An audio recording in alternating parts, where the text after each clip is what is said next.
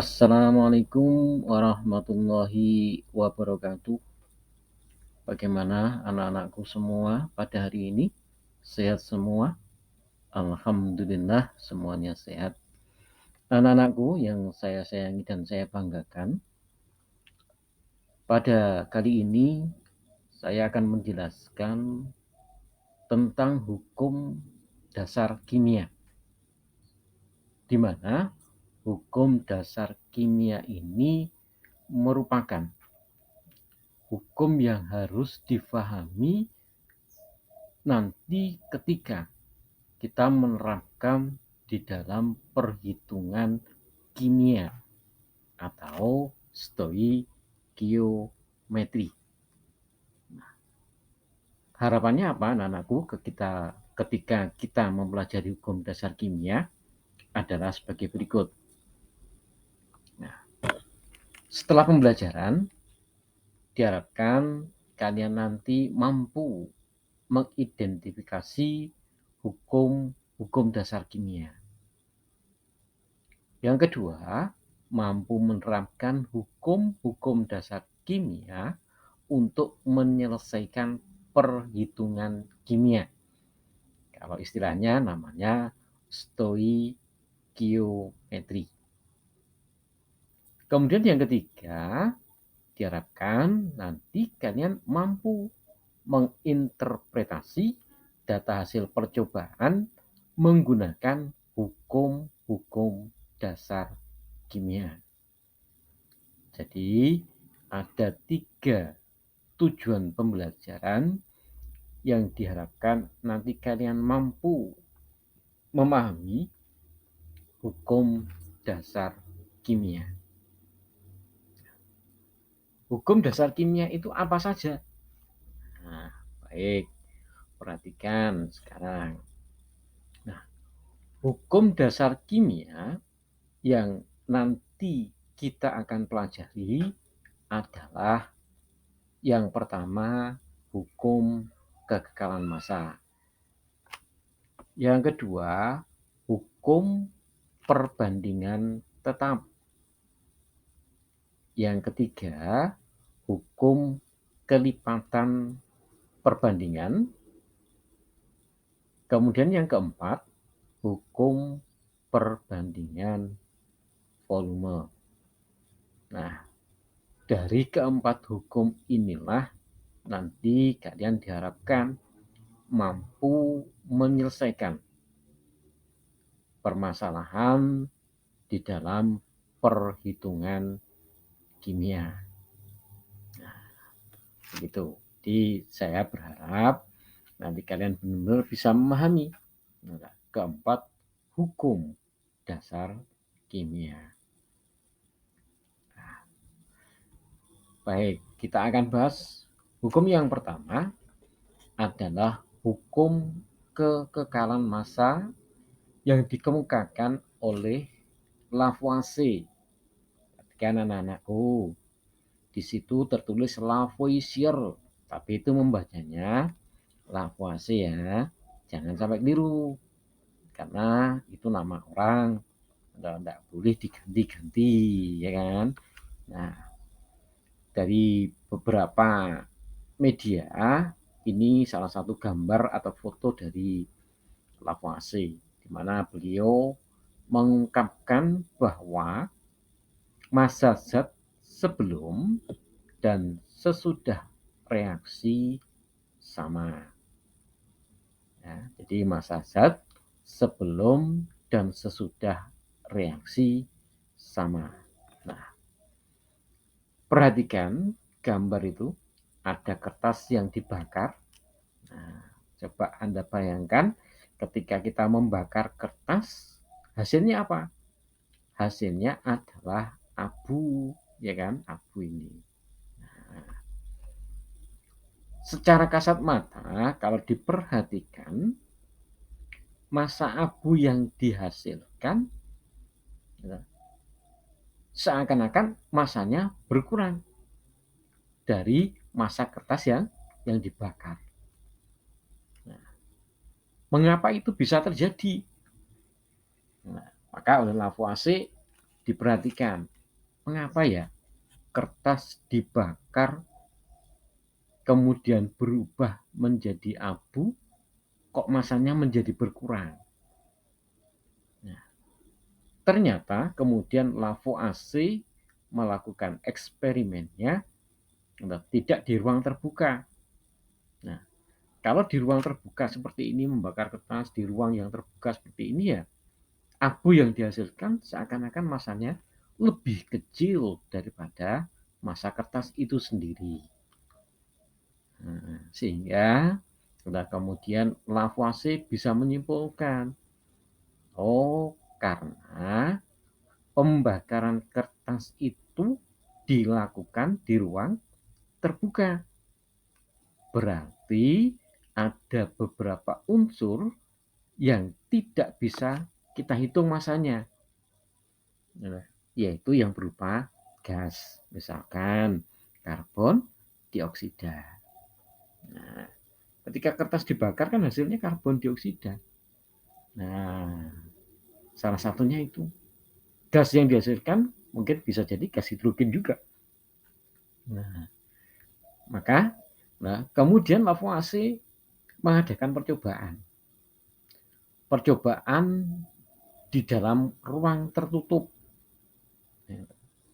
yaitu dengan mereaksikan, contohnya seperti ini, perhatikan, mereaksikan PbNO3 2 kali atau timbal 2 nitrat yang direaksikan dengan kalium iodida Ki, di mana hasil reaksi antara PbNO3 2 kali plus Ki adalah Pbi2 timbal 2 iodida dan kalium nitrat. Nah, pada percobaan pertama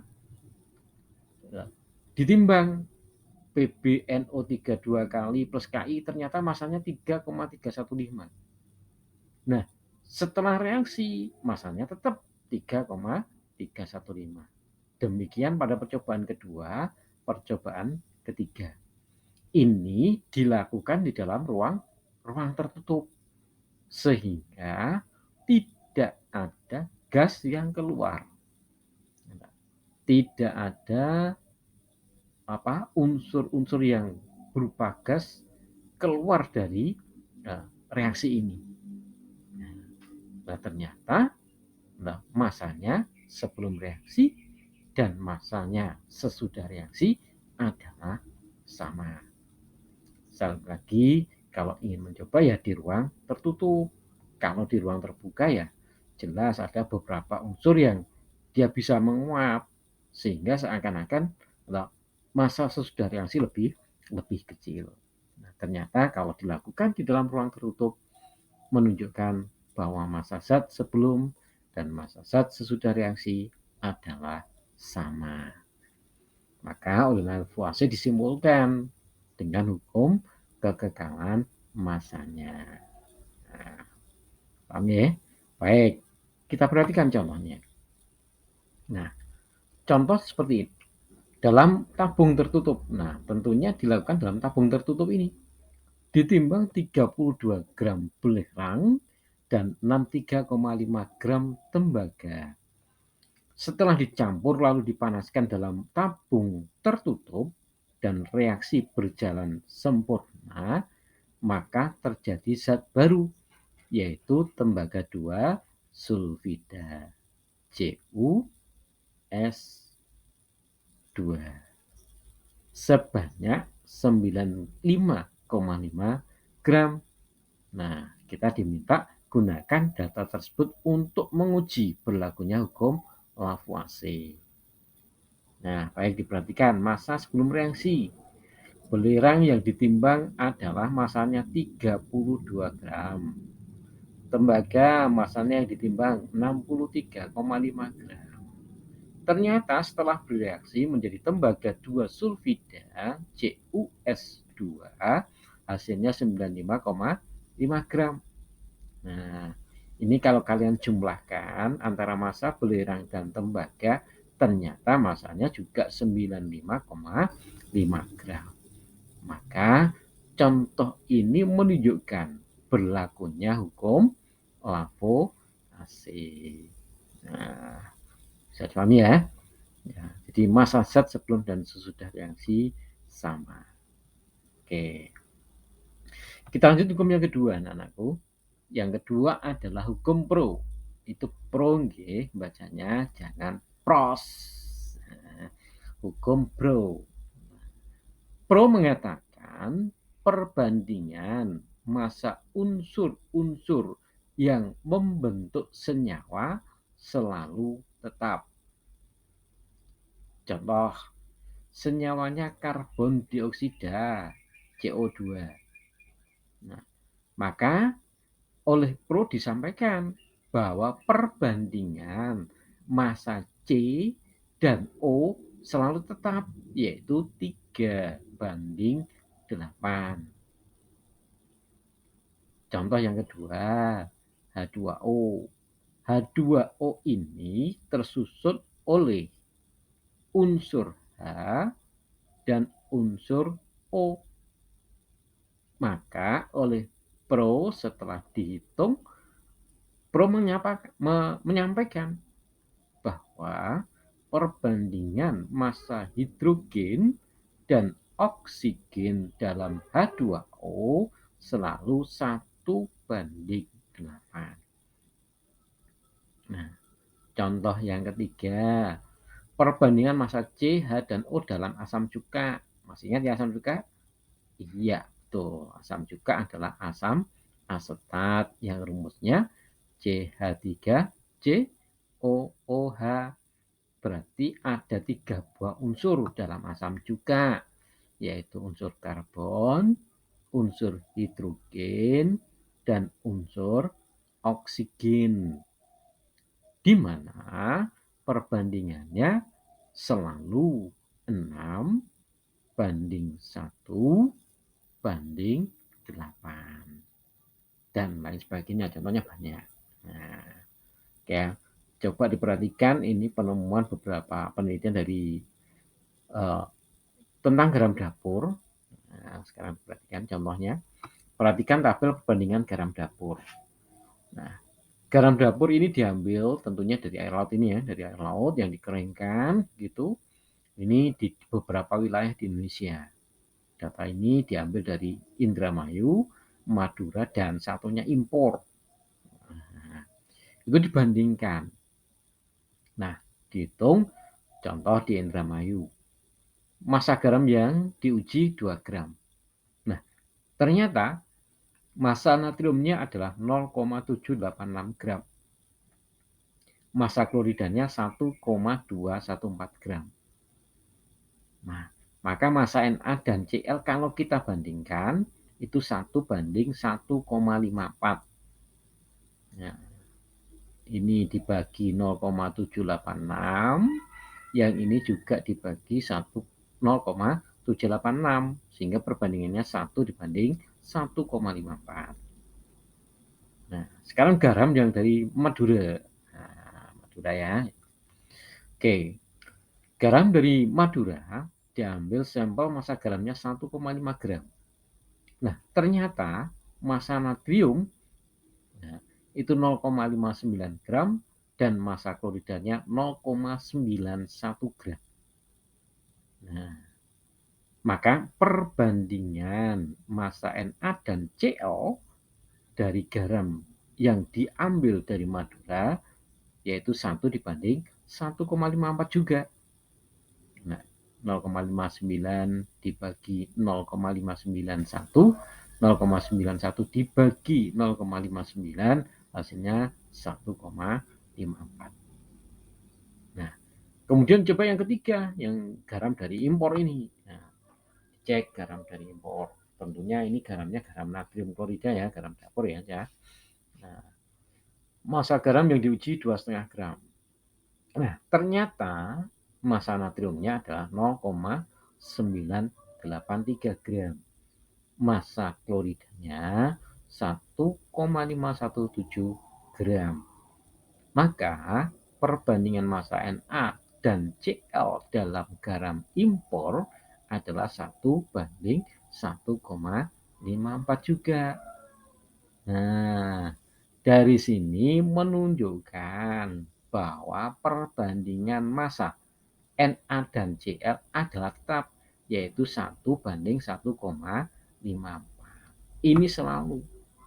Nah, seperti ya 2O 1:8 ya selalu. Karena mengikuti hukum perbandingan tetap. Gimana? Bisa dipahami ya? Oke, kita lanjut dari hukum dasar kimia yang ketiga, yaitu hukum kelipatan berganda atau hukum kelipatan perbandingan yang dikemukakan oleh Dalton. Maka hukum ini dikenal dengan hukum Dalton. Dalton menyampaikan jika dua jenis unsur bergabung membentuk lebih dari satu senyawa, dan jika massa salah satu, diperhatikan, massa salah satu unsur dalam senyawa tersebut sama, sedangkan massa unsur lainnya berbeda, maka perbandingan massa unsur lainnya dalam senyawa tersebut merupakan bilangan bulat dan sederhana. Nah, nanti dibaca lagi ya, diulang lagi sehingga paham betul apa sih yang dimaksud dengan hukum kelipatan perbandingannya miliknya Dalton ini sih. Nah, kita ambil contoh. Nah, bagaimana bisa memahami hukum perbandingan kelipatan bergandanya Dalton. Contohnya, perhatikan ya anak-anakku yang saya sayangi dan saya banggakan. Unsur nitrogen dan oksigen itu dapat membentuk dua macam senyawa. Nah, dengan data sebagai berikut. Contoh ini, contoh.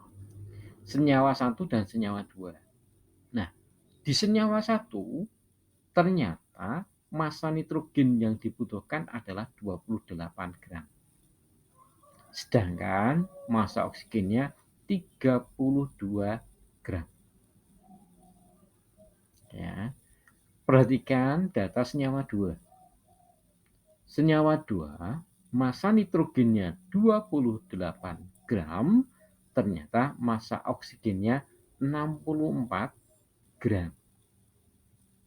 Nah, maka menurut Dalton, jika salah satu massa ini tetap tidak mengalami perubahan, maka perbandingan massa unsur lain adalah bilangan bulat dan sederhana. Nah, coba kita gunakan hukum perbandingan Dalton. Senyawa 1 perbandingannya 28 dibanding 32. 28 dibanding 32 atau 7 banding 8. Senyawa 2, 28 gram dibanding 64 atau 7 dibanding 16. Nah, maka ketika massa nitrogen ini tetap, maka perbandingan massa oksigennya adalah 8 dibanding 16. 1 dibanding 2. Nah, tidak mungkin di sini 7 banding 8, di sini 7 banding 19. Nanti tidak bulat dan sederhana. Padahal menurut Dalton, nah, hukumnya merupakan perbandingan yang sederhana dan bulat. Nah, itu hukum Dalton.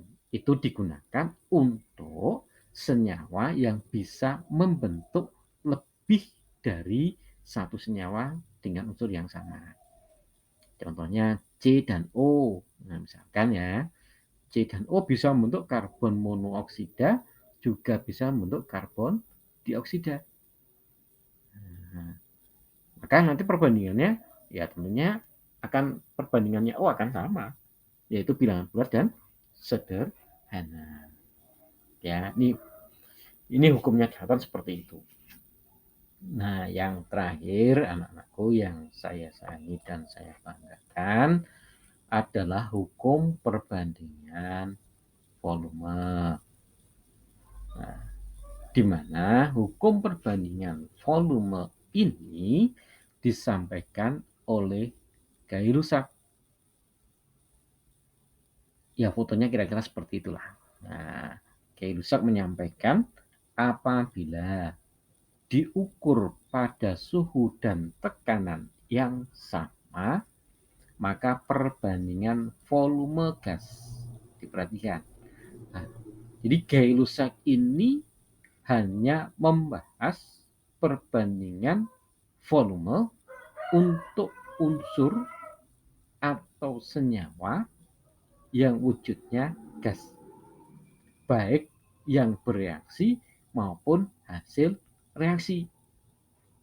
Nah, menurut hukum Gay-Lussac, perbandingan volume gas yang bereaksi dan hasil reaksi merupakan bilangan bulat dan sederhana. Nah, contohnya kira-kira seperti ini. Perhatikan contohnya, anak-anakku. Nah, pada reaksi antara gas hidrogen dan gas oksigen menghasilkan uap air. Ya.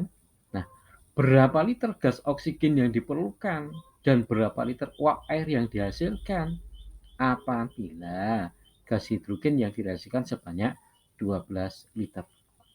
Nah, dari permasalahan ini menunjukkan bahwa terjadi reaksi antara gas hidrogen dan gas oksigen menghasilkan gas uap air.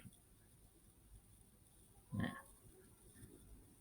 karena ini persamaan reaksi anak-anakku yang saya sayangi dan saya banggakan, jangan lupa ya untuk disetarakan sehingga jumlah atom sebelah kiri akan sama dengan jumlah atom sebelah kanan, atau jumlah atom pereaktan sama dengan jumlah atom hasil reaksi. Nah, setelah reaksi ini disetarakan, ternyata terjadi perbandingan koefisien. Perhatikan, hidrogen koefisiennya 2, oksigen koefisiennya 1, dan uap air H2O gas koefisiennya 2. Maka perbandingan volume itu menyesuaikan itu. Sehingga dalam reaksi pembentukan uap air ini terdapat perbandingan volume 2, 1, 2. Nah, ini digunakan untuk menghitung volume oksigen dan volume uap air. Nah, kembali di permasalahan. Sekarang gas hidrogen yang direaksikan berapa? Oh, ternyata 12 liter. Berarti di sini 12 liter. Nah, ya kan? Maka oksigen yang dibutuhkan berapa? Ya 1:2. Kalau 2 aja 12 liter, berarti 1, 6 liter. Yaitu 1:2 kali 12. Ya. Nah, uap air yang dihasilkan berapa? 12 liter. Mengapa sama? Karena koefisiennya sama. 2, 2. Perbandingannya juga 2:2. Berarti sama. Nah, ini cara penggunaan atau hukum Gay-Lussac perbandingan volume. Ingat, ini hanya berlaku untuk unsur atau senyawa yang berwujud gas. Gimana anakku? Nah, bisa difahami? Oke. Ada pertanyaan mungkin? Nah, insya Allah tidak ada ya. Oh, sudah jelas. Ya, demikian yang bisa saya sampaikan. Thank you. See you next time. Insya Allah kita akan bertemu kembali nanti minggu depan. Sampai ketemu kembali anak-anakku yang saya sayang dan banggakan. Akhiri, assalamualaikum warahmatullahi wabarakatuh.